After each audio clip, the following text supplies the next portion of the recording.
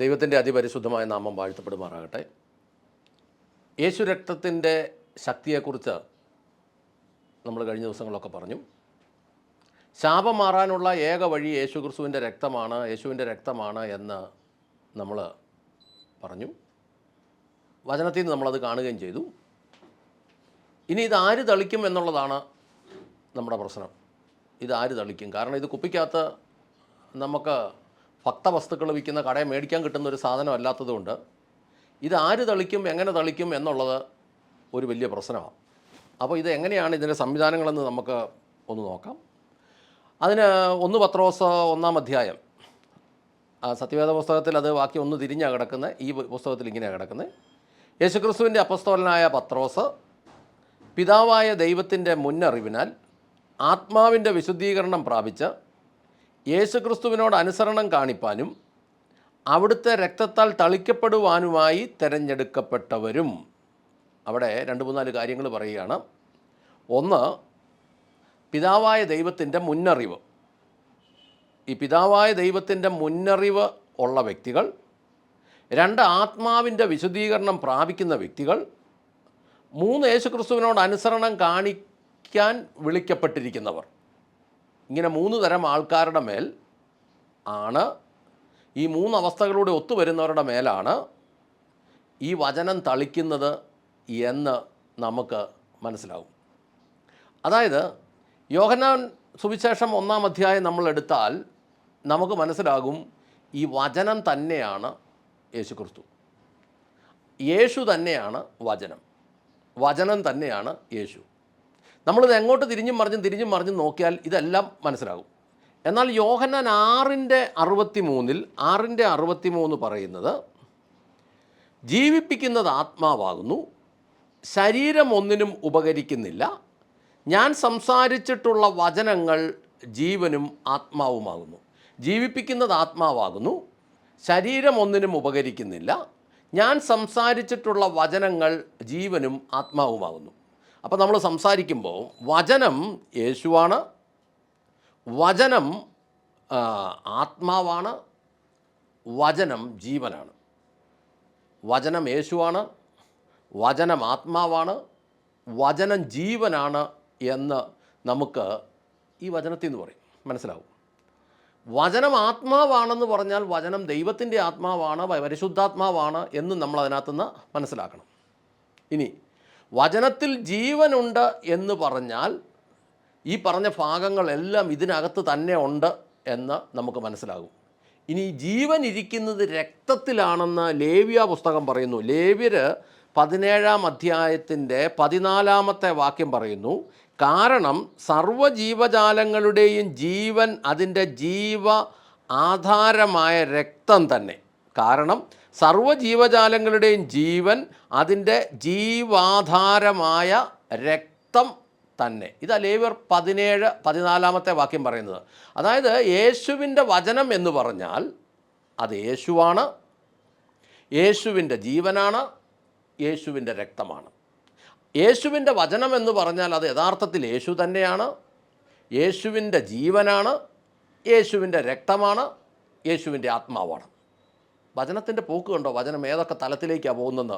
യേശുവാണ്, ജീവനാണ്, യേശുവിൻ്റെ ജീവനാണ്, യേശുവിൻ്റെ രക്തമാണ്, യേശുവിൻ്റെ ആത്മാവാണ് ദൈവത്തിൻ്റെ വചനം. അപ്പോൾ പാപപരിഹാരത്തിന് രക്തം ചിന്തണം എന്നുള്ളത് ദൈവത്തിൻ്റെ വ്യവസ്ഥയാണ്. പാപപരിഹാരത്തിന് രക്തം ചിന്തണം, രക്തം അർപ്പിക്കണം.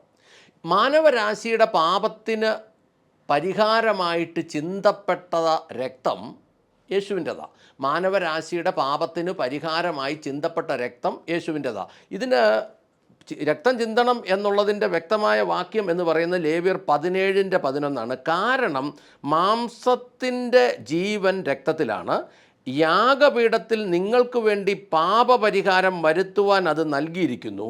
രക്തമാണ് ഒരാളുടെ ജീവന് വേണ്ടി പാപപരിഹാരം വരുത്തുന്നത്.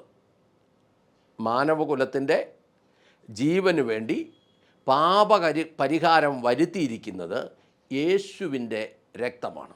അതായത് ഏതൊരുവൻ യേശുവിൻ്റെ രക്തത്തിൽ വിശ്വസിക്കുന്നുവോ ആ രക്തം അവന് പാപപരിഹാരമായി തീരുന്നു. ഏതൊരുവൻ യേശുവിൻ്റെ രക്തത്തിൽ വിശ്വസിക്കുന്നുവോ ആ രക്തം അവന് പാപപരിഹാരമായി തീരുന്നു. അതായത് ഒരു വ്യക്തി വ്യക്തമായും ഈ കാര്യം അറിഞ്ഞിരിക്കണം, അത് വിശ്വസിച്ചിരിക്കണം. ഒന്ന്, വ്യക്തമായി ഇത് അറിഞ്ഞിരിക്കണം. അറിയിക്കേണ്ട ഉത്തരവാദിത്വം ശുശ്രൂഷകർക്കുണ്ട്. അതറിയുകയും വേണം, അത് വിശ്വസിക്കുകയും വേണം. യോഹന്നാൻ 6:63 പറയുന്നത്, ഞാൻ സംസാരിച്ചിട്ടുള്ള വചനങ്ങൾ ആത്മാവും ജീവനും ആകുന്നു.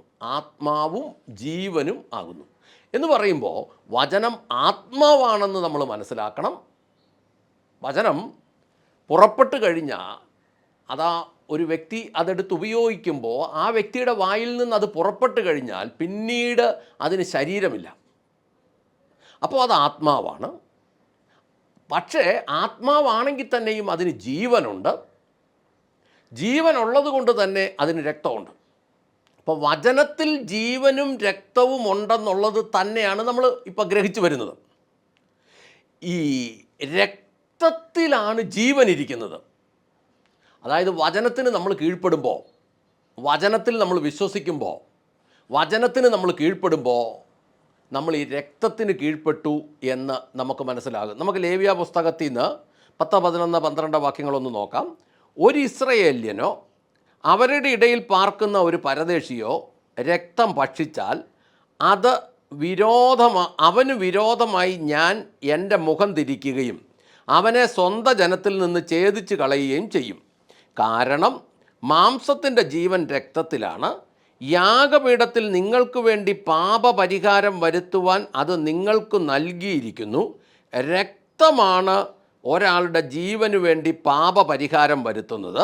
അതുകൊണ്ട് ഞാൻ ഇസ്രയേല്യരോട് പറയുന്നു, നിങ്ങളിൽ ആരും നിങ്ങളുടെ ഇടയിൽ പാർക്കുന്ന പരദേശിയും രക്തം ഭക്ഷിക്കരുത്. രക്തത്തിൽ ജീവനിരിക്കുന്നത് കൊണ്ട് രക്തം ഭക്ഷിക്കരുത്. യേശുവിൻ്റെ രക്തം നമ്മെ ആദ്യം പിശാചിൻ്റെ പിടിയിൽ നിന്ന് വിടുവിക്കും. യേശുവിൻ്റെ രക്തം നമ്മെ ആദ്യം പിശാചിൻ്റെ പിടിയിൽ നിന്ന് രക്ഷിക്കും. യേശുവിൻ്റെ രക്തം എന്നത് വചനമായതുകൊണ്ട് വചനമയച്ചാലും പിശാചിൽ നിന്ന് വിടുവിക്കപ്പെടും. യേശുവിൻ്റെ രക്തം എന്നത് വചനവും ആയതുകൊണ്ട് വചനം അയച്ചാലും പിശാചിൽ നിന്ന് വിടുവിക്കും. ഇനി എഫേസ് ലേഖനത്തിൽ നിന്ന് ഒരു വാക്യം വായിക്കാം. എഫേസ് ലേഖനം 1-ാം അധ്യായത്തിൻ്റെ 8-ാമത്തെ വാക്യം. ആ വാക്യം ഇങ്ങനെ എഴുതിയിരിക്കുന്നു, നമുക്ക് ക്രിസ്തുവിൽ അവിടുത്തെ രക്തത്താൽ അതിക്രമങ്ങളുടെ 1:8 അതിക്രമങ്ങളുടെ മോചനം എന്ന വീണ്ടെടുപ്പുമുണ്ട്. നമുക്ക് ക്രിസ്തുവിൽ അവിടുത്തെ രക്തത്താൽ അതിക്രമങ്ങളുടെ മോചനം എന്ന വീണ്ടെടുപ്പും ഉണ്ട്. അതായത് നമുക്ക് ക്രിസ്തുവിൻ്റെ രക്തത്താൽ അതിക്രമങ്ങളുടെ മോചനം എന്ന് പറഞ്ഞാൽ പാപങ്ങളുടെ മോചനം. അതിക്രമങ്ങളുടെ മോചനത്തിൽ നിന്നുള്ള വീണ്ടെടുപ്പുണ്ട്, മരണത്തിൻ്റെ മോചനത്തിൽ നിന്നുള്ള വീണ്ടെടുപ്പുണ്ട്, പിശാചിൽ നിന്നുള്ള മോചനമുണ്ട്. അപ്പോൾ ഈ ശാപം മാറാനുള്ള ഏക വഴി യേശുക്രിസ്തുവിൻ്റെ രക്തമാണ് എന്ന് നമ്മൾ മനസ്സിലാക്കിയപ്പോൾ അതാര് തളിക്കും എന്ന് നമ്മൾ ചിന്തിച്ചപ്പോൾ അതിന് പറയുന്ന വ്യവസ്ഥകൾ മുന്നോട്ടുള്ള വീഡിയോകളിൽ നമ്മൾ ആഴമായി ചിന്തിക്കാൻ ആഗ്രഹിക്കുന്നു. അതിൻ്റെ അടിസ്ഥാനപരമായി നമ്മൾ 1 പത്രോസ് 1:1 നിന്ന് എടുത്തത്, യേശുക്രിസ്തുവിൻ്റെ അപ്പസ്തോലനായ പത്രോസ് പിതാവായ ദൈവത്തിൻ്റെ മുന്നറിവിനാൽ ആത്മാവിൻ്റെ വിശുദ്ധീകരണം പ്രാപിച്ച് യേശുക്രിസ്തുവിനോട് അനുസരണം കാണിപ്പാനും അവിടുത്തെ രക്തം തളിക്കപ്പെടുവാനായും തിരഞ്ഞെടുക്കപ്പെട്ടവർ. ഇതിനെല്ലാം മുന്നറിവുകളുണ്ട്. അത് ദൈവത്തിന് അറിയുകയും ചെയ്യാം എന്നുള്ളതൊക്കെയാണ് നമ്മൾ മനസ്സിലാക്കുന്നത്. അതുകൊണ്ട് നമുക്കിതിൻ്റെ മുന്നോട്ടുള്ള വീഡിയോകളിൽ അതിൻ്റെ അടുത്ത സ്റ്റെപ്പുകൾ, വചനം എന്തു പറയുന്നു എന്ന് നമുക്ക് ഗ്രഹിക്കാം. ഒരിക്കൽ കൂടെ പറയട്ടെ, വചനം, യേശുവിൻ്റെ വചനം എന്നാൽ അത് യേശു തന്നെയാണ്. യേശു തന്നെയാണ് നമുക്ക് പ്രായോഗികമായിട്ട് നമ്മുടെ കയ്യിൽ തന്നിരിക്കുന്ന വചനം. ഈ വചനം തന്നെ യോഹന്നാൻ 6:63 പറയുന്നു, വചനം ആത്മാവും ജീവനുമാണ്. യേശുവിൻ്റെ ആത്മാവാണ്. യേശുവിൻ്റെ വചനം യേശുവാണ്. യേശുവിൻ്റെ വചനം യേശുവിൻ്റെ ആത്മാവാണ്. യേശുവിൻ്റെ വചനം യേശുവിൻ്റെ ജീവനാണ്. അതുകൊണ്ട് തന്നെ യേശുവിൻ്റെ വചനം യേശുവിൻ്റെ രക്തമാണ്. അത് തളിക്കപ്പെടാനായി തിരഞ്ഞെടുക്കപ്പെട്ടവർ ഭാഗ്യവാന്മാർ. നമുക്ക് പ്രാർത്ഥിക്കാം. സ്വർഗസ്ഥനായ ഞങ്ങളുടെ നല്ല പിതാവേ, ഞങ്ങളുടെ കർത്താവായ യേശു ക്രിസ്തുവെ, പരിശുദ്ധാത്മാവായ ഞങ്ങളുടെ നല്ല ദൈവമേ, നല്ല ദിവസത്തിനായും നല്ല വചനത്തിനായും ഞങ്ങൾ നന്ദി പറഞ്ഞ് പ്രാർത്ഥിക്കുന്നു. കർത്താവെ, അടിയനും എന്നെ ശ്രവിക്കുന്ന പ്രിയപ്പെട്ടവരും, കർത്താവെ, അവർ യേശുവിൻ്റെ രക്തത്താൽ പൈശാചിക ഉപദ്രവങ്ങളിൽ നിന്നും ശാപത്തിൽ നിന്നും മോചിക്കപ്പെടുവാൻ വേണ്ടി ഇപ്പോൾ പ്രാർത്ഥിക്കുന്നു. എന്നെ ശ്രവിക്കുന്ന വ്യക്തികൾ ഏത് വിഷയത്തിലാണ് ഭാരപ്പെടുന്നത്, ആ വിഷയത്തിലേക്ക്, അതിൻ്റെ പുറകിൽ പിശാചോ ശാപമോ അതുമൂലമുള്ള പൈശാചിക പ്രവർത്തനങ്ങളോ ആണെങ്കിൽ യേശുക്രിസ്തുവിൻ്റെ രക്തം അവിടെ വ്യാപരിച്ച് തളിക്കപ്പെട്ട് പ്രിയ വ്യക്തികൾ വിടുവിക്കപ്പെടട്ടെ എന്ന് അനുഗ്രഹിച്ചു പ്രാർത്ഥിക്കുന്നു. ഈ ദിവസങ്ങളിൽ അത്ഭുത സാക്ഷ്യങ്ങളും വിടുതലുകളും ഉണ്ടാകട്ടെ എന്ന് പ്രാർത്ഥിക്കുന്നു. എല്ലാം ദൈവസന്നിധി സമർപ്പിക്കുന്നു. അങ്ങ് പ്രാർത്ഥന കേട്ട് അനുഗ്രഹിച്ച കൃപയ്ക്ക് നന്ദി. യേശു ക്രിസ്തുവിൻ്റെ ധന്യമുള്ള നാമത്തിൽ തന്നെ. ആമേൻ, ആമേൻ, ആമേൻ.